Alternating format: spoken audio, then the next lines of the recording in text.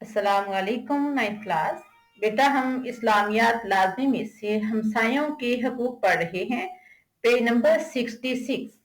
इसके हमने short question कर लिए थे। आज हम इसका लॉन्ग क्वेश्चन करते हैं। तो आइए अल्लाह का नाम लेकर शुरू करते हैं। क्वेश्चन है, कुरान और सुन्नत की रोशनी में हमसायों के हकूक वाज़ेह करें। तो इसमें पहले हम हकूकुल इबाद के मीनिंग देखेंगे, फिर उसके बाद कुरान और सुन्नत की रोशनी में हमसायों के हकूक वाज़ेह करेंगे। तो आइए आंसर शुरू करते हैं। हकूकुल इबाद से मुराद बंदों के हकूक हैं। हकूक हक की जमा है और अल इबाद अबद की जमा है, जिसका मतलब है बंदे। मुआशरती और इज्तमाई जिंदगी में हर इंसान दूसरे इंसान का मोहताज होता है, क्योंकि इंसान अपनी बुनियादी जरूरियात अकेला पूरी नहीं कर सकता, लिहाजा उसे बाज़ जिम्मेदारियां अदा करने से कुछ हकूक हासिल होते हैं। यानी एक शख्स अपनी जो जिम्मेदारियां अदा करता है वो दूसरे शख्स को हकूक मिल जाते हैं। लिहाजा अगर हर शख्स अपनी जिम्मेदारियां पूरी करेगा तो वो दूसरे शख्स को उसके हकूक मिल रहे होंगे। कुरान और सुन्नत की तालीमात में मुआशरे की तरक्की का दरमदार इसी बात पर है कि इंसान खैर और भलाई के कामों में एक दूसरे के मददगार बने। खैर में नेकी, भलाई, इनकी हमदर्दी, एहसार और खैरख्वाही पर मबनी हो। इनकी हर बात हमदर्दी, एहसार और खैरख्वाही पर मबनी हो, यानी हर वो काम करें जिससे दूसरों को फायदा पहुंचे। कुरान और सुन्नत की रोशनी में हमसायों के हकूक। अल्लाह ताला का फरमान है सूरह निसा की आयत नंबर 36, वाबुदुल्लाह वला तुशरिकू बिही शैयम वबिल वालिदैनी इहसानन वबिजिल कुर्बा वल यतामा वल मसाकीनी वल जारि जिल कुर्बा वल जारिल जुनुबी वस्साहिबी बिल जंबी वब्निस सबील। फिर देखें, वाबुदुल्लाह वला तुशरिकू बिही शैयम वबिल वालिदैनी इहसानन वबिजिल कुर्बा वल यतामा वल मसाकीनी वल जारि जिल कुर्बा वल जारिल जुनुबी वस्साहिबी बिल जंबी वब्निस सबील। अब इसका तर्जुमा देखते हैं। और अल्लाह ताला की इबादत करो, वाबुदुल्लाह वला तुशरिकू बिही शैया, और उसी के साथ किसी को शरीक ना ठहराओ। वबिल वालिदैनी इहसानन, और वालिदैन के साथ अच्छा सलूक करो, और रिश्तेदारों के साथ, और यतीमों के साथ, और मस्कीनों और रिश्तेदार पड़ोसी और अजनबी पड़ोसी और पास बैठने वाले और मुसाफिरों के साथ।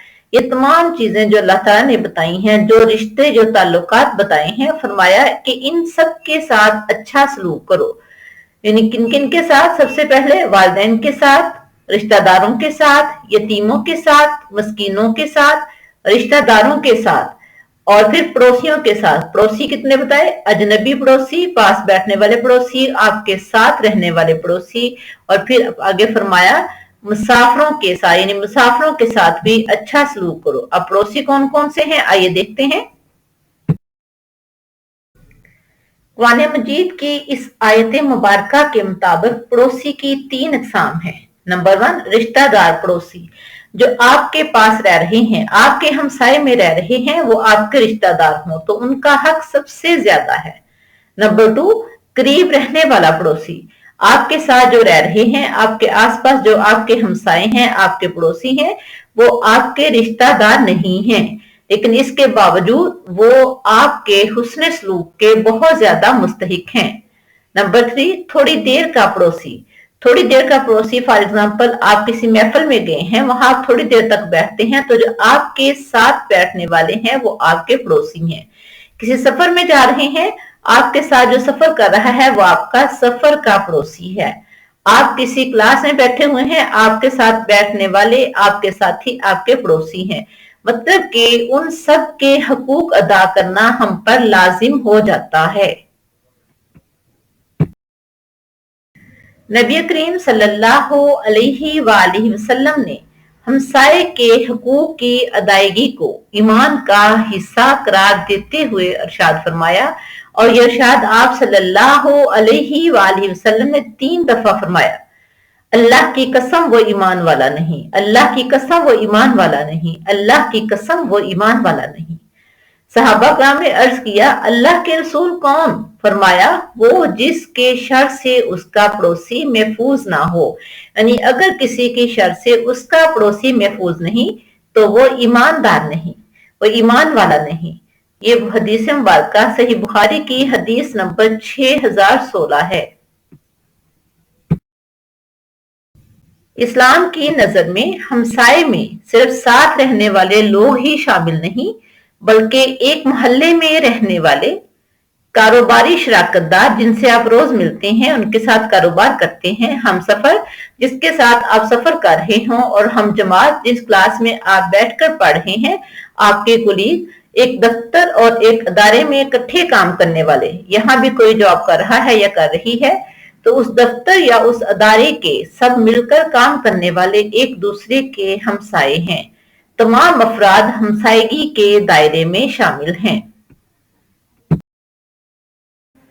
نبی کریم صلی اللہ علیہ وآلہ وسلم نے ہمسائے کی حقوق کی ادائیگی کے بارے میں بیان کرتے ہوئے فرمایا، یہ حدیث مبارکہ صحیح بخاری کی حدیث نمبر 6015 ہے کہ جبرائیل علیہ السلام مجھے اس طرح ہمسائے کے حقوق کے بارے میں بار بار وصیت کرتے رہے کہ مجھے خیال گزرا کہ شاید پڑوسی کو وراثت میں شریک نہ کر دیں، یعنی اتنی زیادہ ان کے حقوق کی ادائیگی کا بتایا گیا کہ مجھے شک پڑا کہ کہیں ان کو وراثت میں بھی حصہ دار نہ بنا دیا جائے۔